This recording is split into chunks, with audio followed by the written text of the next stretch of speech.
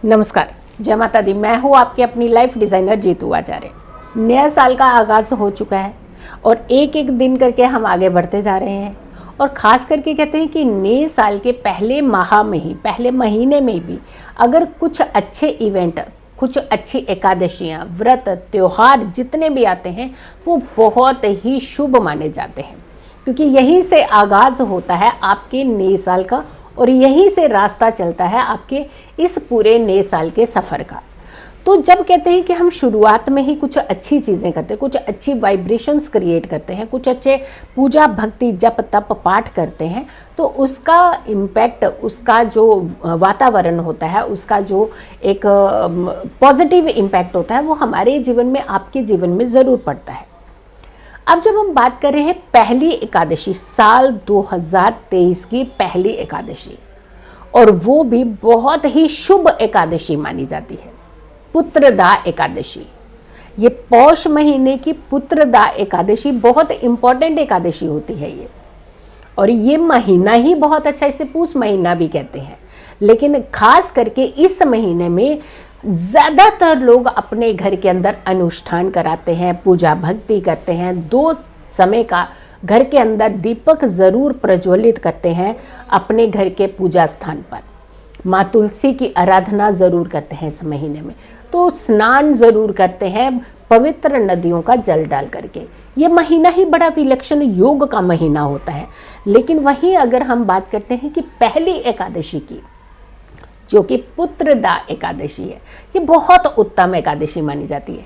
जितने भी विवाहित जोड़े अपनी संतान की कामना करते हैं उन्हें इस एकादशी का व्रत ज़रूर करना चाहिए। जितने ऐसे दंपति जिन्हें संतान की कामना कभी नहीं पूरी हो पा रही, या बहुत सारे ट्रीटमेंट, बहुत सारे उपाय, रेमेडीज़ करने के बावजूद कहीं ना कहीं एक अड़चन है उनके जीवन के अंदर, एक कहीं ना कहीं अधूरापन है उनके जीवन के अंदर, तो कहते हैं कि पोष महीने की पुत्रदा एकादशी का व्रत अगर संकल्पित तौर पर आप करते हैं, संकल्प लेकर के आप करते हैं कि अगर हमारे घर में संतान की उत्पत्ति होती है तो हम इतने व्रत लगातार करते हैं, और कहते हैं कि 13 व्रत ज़रूर करने चाहिए, तो ये बहुत अच्छी मानी जाती है। और उसका समापन जो होता है पूरा विधि विधान से करना चाहिए। अगर आप संतान की कामना कर रहे हैं, अगर आपके नियर एंड डियर कोई ऐसे हैं जिन्हें आप जानते हैं वो संतान की कामना कर रहे हैं, या फिर उनकी ये विश पूरी नहीं हो पाई है, तो आप इस वीडियो को उन तक ज़रूर पहुंचाइएगा ताकि वो भी इस व्रत को करें और साथ के साथ भगवान विष्णु का आशीर्वाद पा करके अपने घर में एक संतान की उत्पत्ति करवा पाए। तो आपने अपने ये वीडियो को बहुत सारे लोगों तक ज़रूर पहुंचाना है। अब जब हम पोष महीने की बात करते हैं तो 2 जनवरी 2 तारीख को ही पोष महीने की पुत्रदा एकादशी है, और पहली एकादशी है, बड़ी उत्तम एकादशी है। यानी आगाज़ ही हुआ अभी साल का, और साथ के साथ ही हमें मिल गए जप तप करने का मौका, और वो जप तप पूरा साल हमारे जीवन के अंदर खुशियाँ ला सकता है। ये एकादशी को कहते हैं कि अगर आप इस एकादशी का व्रत करते हैं, वैसे इस एकादशी को वैकुंठ एकादशी भी कहा जाता है। इस एकादशी को एक कहते हैं कि जब हम इस एकादशी का व्रत रखते हैं कि सिर्फ पुत्र की कामना के लिए नहीं होता, पुत्र की सुरक्षा के लिए भी होता है, संतान की सुरक्षा के लिए होता है। और खास करके बहुत सारे लोग जो पुत्र कामना करते हैं, तो इसमें बुरी बात नहीं है पुत्र कामना या आपकी कन्या की कामना करना, लेकिन हर बंदा चाहता है कि हमारे घर में जो परिवार है वो पूर्ण हो। लेकिन ऐसे में हम लोग उनको डिवाइड कर देते हैं, बांट देते हैं कि आपने पुत्र की बात कही है, आपने कन्या की बात नहीं। देखिए, कन्या तो हमारे घर में बहुत अच्छी होती हैं, कहते हैं जिस घर में कन्या हो तो बाहर से ही उसकी वाइब्रेशंस पता चल जाती हैं। लेकिन संतान की कामना की अगर हम बात करते हैं तो आपके घर में एक अच्छी संतान होती है, आपकी संतान की रक्षा होती है, आपकी संतान की सुरक्षा होती है, आपकी संतान के जीवन में आने वाली हर अड़चन को ये एकादशी का व्रत जो है वो दूर करता है। कहते हैं हजारों साल तपस्या करने के बाद भी जितना फल आपको नहीं मिलता हो, अगर आप पोष महीने की एकादशियों का व्रत करते हैं, लगातार आप इस व्रत को करते हैं और ये आपको कई पूजाओं का, कई भक्तियों का फल दिला देती हैं।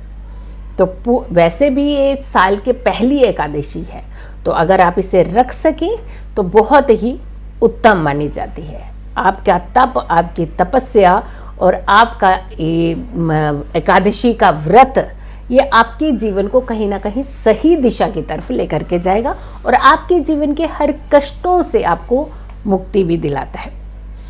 अब जब हम बात करते हैं संतान की, तो संतान की हमेशा ये बात करनी चाहिए कि हमेशा आपकी स्वस्थ संतान की उत्पत्ति हो, योग्य संतान की उत्पत्ति हो। यानी हम चाहते हैं कि बच्चे संस्कारी भी हों और साथ के साथ सुरक्षित भी रहें।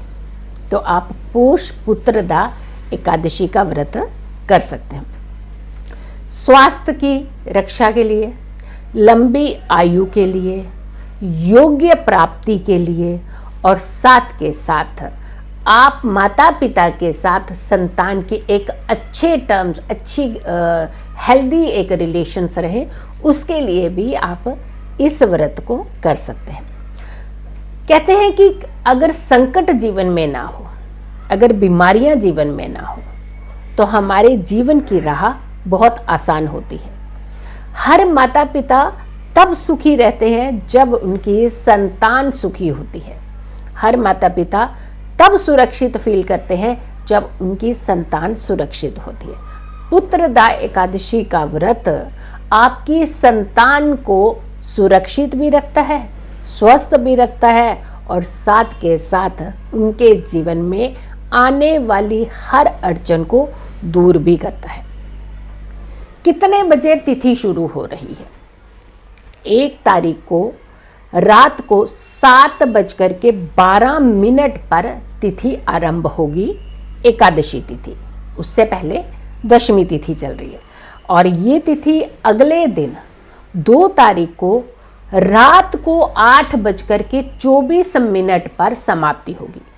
यानी उदया तिथि की जब हम बात करते हैं, सुबह जब सूर्य उदय होगा, तो ये तिथि एकादशी तिथि आपको 2 तारीख को मिल रही है। तो आपने ये व्रत 2 तारीख को ही करना है और इसका पारण आपने, एकादशी का जो पारण होता है, इसे आप अगले दिन कर सकते हैं, क्योंकि रात के 8 बजने के बाद अगर के ये तिथि है, 8:24 तक तिथि है, तो आप ये इसका पारण अगली तारीख को यानी 3 तारीख की सुबह कर सकते हैं और सुबह आप ये पारण 8:30 बजे से पहले किसी भी समय कर सकते हैं।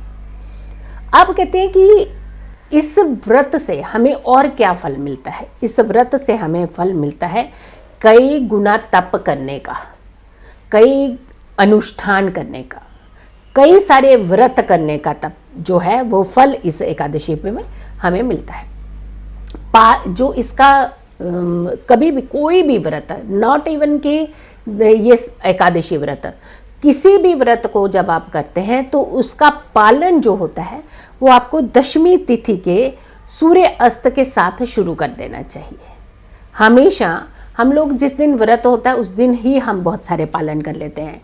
जी आज हमने बाल नहीं कटवाने, आज हमने नॉन वेजिटेरियन नहीं खाना, आज हमने अल्कोहल नहीं पीना है, आज सिर्फ ये नहीं करना। आज नहीं, दशमी तिथि के सूर्य अस्त के बाद से आपने ये सारी चीज़ों का पालन जो है वो शुरू कर देना है।